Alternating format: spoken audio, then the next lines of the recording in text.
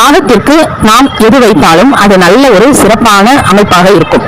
காகத்திற்கு அதிகாலையில் ஒரு கைப்பிடி நாம ஃப்ரெஷ்ஷாக வச்ச சாதம், அதாவது நம்ம வீட்டில் அதிகாலையில் எழுந்தவொடனே பால் காய்ச்சும் பொழுது ஒரு சின்னதாக ஒரு சாதம் சூடாக வச்சு அது நல்லா ஆறுனதுக்கு அப்புறம் அதில் 2 எள்ளு போட்டு ஒரு சொட்டு நெய் ஊற்றி காகத்துக்கு தினந்தோறும் வைக்கும்போது ரொம்பவே சிறப்பாக இருக்கும். இதை அன்றாட கடமையாக செஞ்சுட்டு வரலாம்.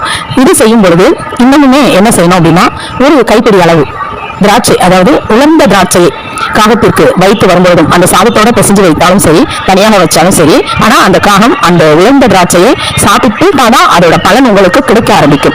இது ஜென்மாந்திர பாவங்கள் தீரும் அப்படிங்கிறது ஒரு வகையாக இருக்கும் பொழுது இதை கண்டிப்பாக செய்து கொள்ள வேண்டும். இப்போ காகம் அதை சாப்பிடாது, நாங்க வச்சா கூட அதை எடுக்கலாம் அப்படின்னு சொல்லாம அது எந்த வகையில கொடுத்தா காகம் எடுத்துக்கும் அப்படிங்கிற மாதிரி செய்யும் பொழுது கண்டிப்பாக நிறைந்த பலன்கள் கிடைக்க ஆரம்பிக்கும். சனி ஞாயிறு இந்த 2 தினங்கள்லையாவது இந்த உலர்ந்த திராட்சை அப்படிங்கிறத காகத்துக்கு கொடுக்கும் பொழுது நிறையவே நன்மைகள் கிடைக்க